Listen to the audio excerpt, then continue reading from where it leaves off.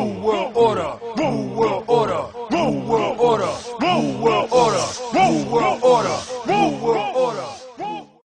I think Bush is my worstest nightmare. I think Bush got a personal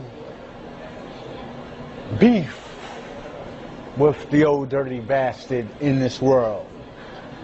I think Bush is the most insanest motherfucker that ever motherfucking lived. I like Bush. Bush is a straight gangster, son.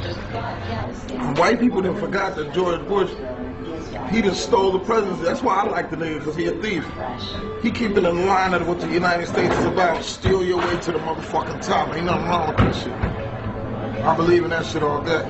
Yeah, we have that in common. As long as he back up the fuck up off of me, man, we'll be alright, man. You know what I'm saying?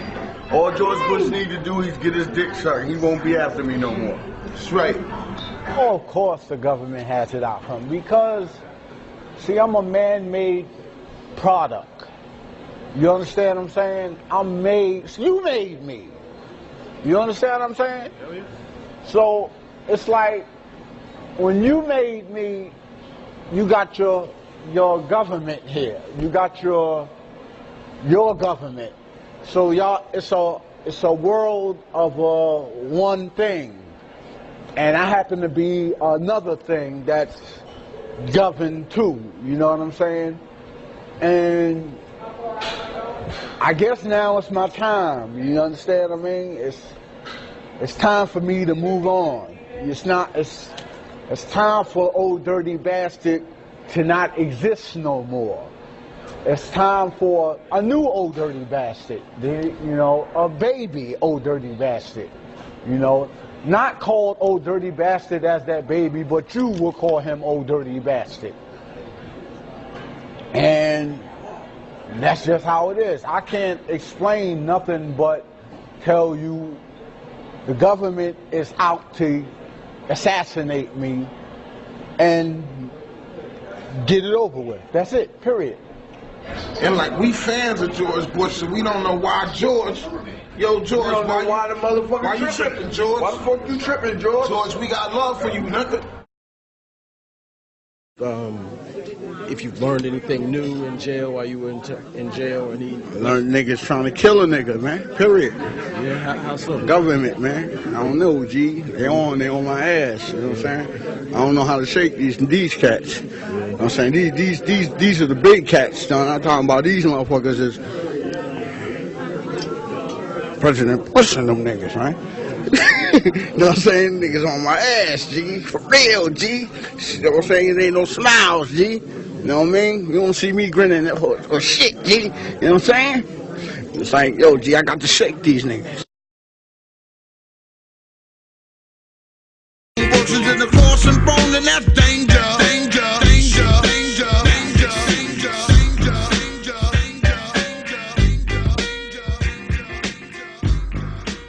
You were both in Skull and Bones, the secret society. It's so secret we can't talk about it. What does that mean for America? The conspiracy theorists are going to go wild. I'm sure they are. I don't know. I haven't seen the rest. Number 322. First of all, he's not the nominee, and look, I look forward. Are you prepared to lose? No, I'm not going to lose. You both were members of Skull and Bones, a secret society at Yale. What does that tell us? Not much, because it's a secret. Is there a secret handshake? Is there a secret code? I wish there were something secret I could manifest. 322, secret number? There are all kinds of secrets, Tim, but one thing is not a secret. I disagree with this president's direction. Michael J. the Jackson.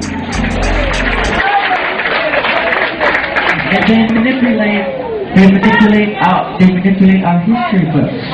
The history books are not true. It's a lie. The history books are lying. You need to know that. You must know that. You can't party your life away, dream your life away, sleep your life away, fuck your life, because your seeds come out the same way. You know, it's like, that's why we'll throw little things out there like that, just to see if they'll catch on to it and how many people will catch on to it so people can see it. But it's like sometimes I start to think like the hip-hop audience ain't that intelligent sometimes, you know? But they don't pick up on it because they let the corniest shit get the most airplay, you know what I mean? The most unconscious shit get the most airplay. It's like, what the fuck is wrong with y'all? The government. Yeah, and then run up on me talking about keep it real. Don't run up on me saying keep it real if you ain't supporting the real. You know what I'm saying? Bottom line. The government brainwash our people with the mind control theory. That's what they do. So that makes our people like it. They keep playing that same song. The same song keep playing, you're going to start to like it. You start to get probed with it. You start to get cloned with it. So then for the clone exists, then it just takes over. It takes over the human body. It takes over the spirit. It takes over the soul. And therefore, behold, that's what you got. That your mentality stays direct on the straight and narrow, you know what I mean? The straight and narrow path, because a lot of people can be easily led in the wrong direction and hard to be led in the right, you know? That's why a lot of this hip-hop shit is just copycats. And a lot of copycats get over. Let's just stop this, alright? We're going to start pointing the finger anyway at all the fake hip-hop shit. When we say the fake hip-hop shit, we talking about the government. Listen, I love the government, man. CIA, FBI, I love y'all niggas. Don't come knocking on my fucking door. I love them too. They all my children. Keep us safe. And it's like, it goes on and on. You know how many Biggie Smalls and Tupacs there is out there, man? That fell victim.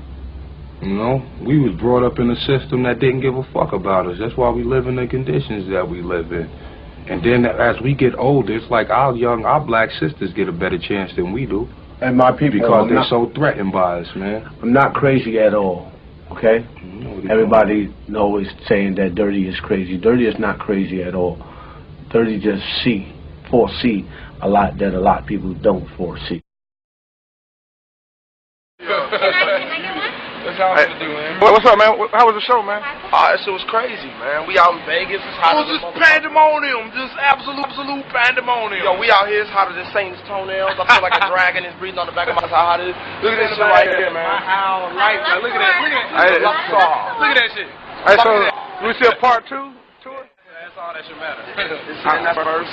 We sipping on motherfucking Grey Goose and Red Bull, and I'm teeter-tottering on fucking like literally on Satan's door. Get yourself together. I'm really like, I'm on a level right now. I feel great. I got an after party I have to host, and I don't know how I'm gonna do it. However, I'm gonna be there.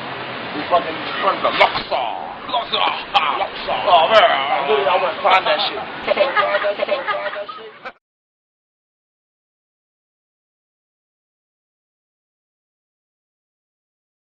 Aleister Crowley, who dubbed himself the Beast and the most evil man alive, was a fellow traveler with some of the most powerful people in British society, including prominent royals.